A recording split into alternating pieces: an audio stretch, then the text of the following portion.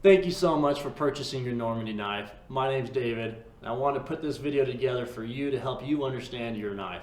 If you ever have a situation where you want to troubleshoot your knife, that's what this video is going to do for you. Now, if you don't want to deal with it, you do have your lifetime warranty. Feel free to give us a call, shoot us an email. We're here and we'll take care of your knife for you under that lifetime warranty. But for you who wants to understand how it works, let's take it apart together. We'll put it back again. We'll put it back together and show you how it works. So what I have here is a 3.75 inch Griffin tactical out the front knife. We do have three different sizes: the 2.75 inch, the 3 inch, and the large 3.75 inch. I referenced the three different ones because they do use two different sizes of screws. You'll notice here I've got 6 screws that hold the knife together. On the 3.75 inch model, it uses the T7 Torx screw. On the 2.75 and the 3 inch models, it uses the T7 Torx screw. So before you start this, you want to make sure you have the right screwdriver on hand.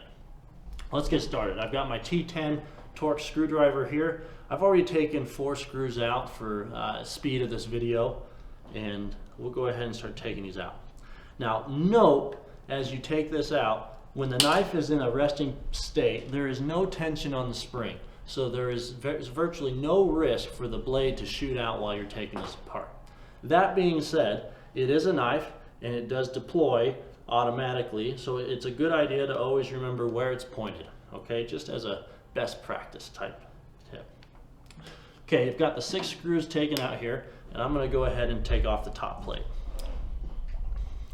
Okay, and you'll see that this plate, there's no other parts to it. I'm going to go ahead and rest it on this table. And on the inside here, you'll see that you instantly see the slide rail assembly as well as the trigger switch. So taking a look at the slide rail assembly, it actually consists of a couple different parts. And I want to show you what that looks like. You have this slide rail metal piece, and attached to it is this spring assembly. Sometimes this will fall off, and that's okay. I'm going to take it apart, take it off, and show you what it looks like. Put the slide rail here on the table. You'll notice that on this spring are 2 L-shaped brackets at the end. One is longer than the other. Now that's important when putting this back together, and I'll show you which one goes which. Note that this side right here is going to be my smaller end. When I'm putting it back on the slide rail, I want to identify the side that has the little knob for the switch trigger. Okay, that is the side that has the small short bracket attached to. So I have the short bracket goes onto this side right here, and the longer bracket goes on the opposite side to where the trigger switch goes. And I'll go ahead and just put this back on. Careful not to pinch your fingers. You can use pliers if you'd like. Once it's on though, it should settle in nicely into that channel, have a nice flat surface, and that's your slide rail assembly. Okay, now let's go back to the knife handle. Now that we've taken out the trigger switch, we've taken off the slide rail assembly. Now you see we have the blade inside of here with 2 locking gates. This is the portion that locks the blade shut and fixes the blade open. Okay, so if you're having issues with the blade not locking shut or not locking in the extended position, most likely it's these 2 areas that you're going to want to take a look at. And inside is a little paddle held in by a spring. And you'll notice that when I push the paddle back like that and release it, it uses the spring to push it forward. Okay? Let me take it out really quick and show you what it looks like. The blade is stuck. In order to get the blade out, I have to override that locking gate and at the same time pull the blade out. See how that works? So now that I can get the blade out, I'll put that on the table and I will take these spring assemblies. Now this is a little bit of a tricky part. It took me a while to master this. I found that I take my T7 Torx screw head and it fits just enough with enough space to go into the top there, and I use my finger and pull it out with the spring and the gate together. Now be careful not to let go too quickly at this point because that spring could fly out and you could lose it. If you lose some springs, give us a call, we'll send you some. Being careful with it, not to lose the spring in the gate. I'm going to go ahead and open this up, and we'll see if we can get a little bit of a shot there. So you have the spring and this locking gate. Notice the wide end and the short end of the spring. The short end of the spring goes into the locking gate, that little recessed opening. Okay, so once you have that, I'm going to put these together with my finger, just like that, and I'm going to insert it back into the knife. Keeping it firm, nice and firm, close together. It should slide in fairly simply, just like that. And you know that's inserted properly is if you take the spring, you load the locking gate back, the spring should shoot it back into this position. At this point, you can then check the channels inside your knife, make sure it's all free of debris. The knife does rely on inertia to fully deploy and to retract. And so it's a good thing to not have anything in there, clean it out. You can use a lubricant or an oil as long as it's really thin, almost like a micro thin technology. I just picked this lubricant up at Home Depot. Again, there's no magic to this. Any type of lubricant will work as long as it's not too thick, because if it's too thick, it will create friction on the blade and prevent it from fully deploying and from fully retracting.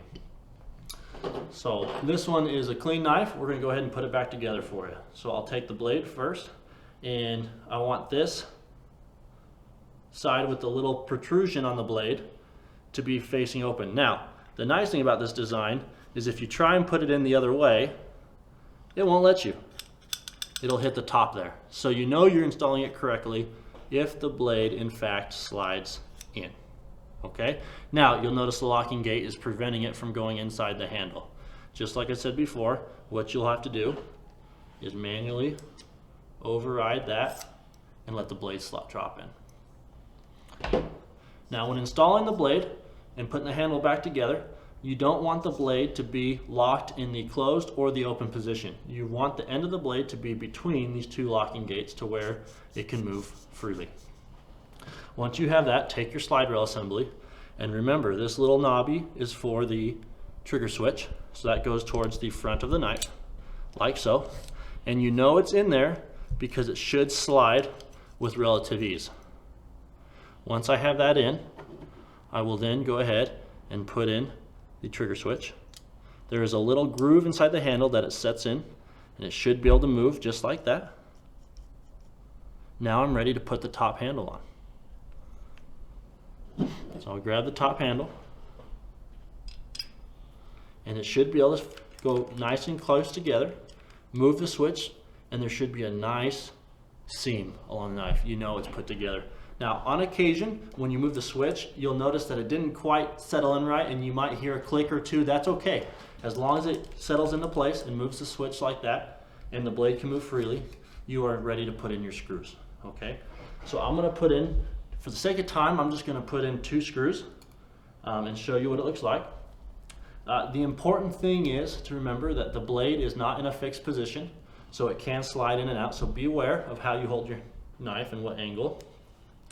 And I'm gonna put in these screws. It is a T10 torque screw that I'm using, and the important thing is don't crank on these. It doesn't need to be extremely tight, just a nice finger tightness will do the trick. And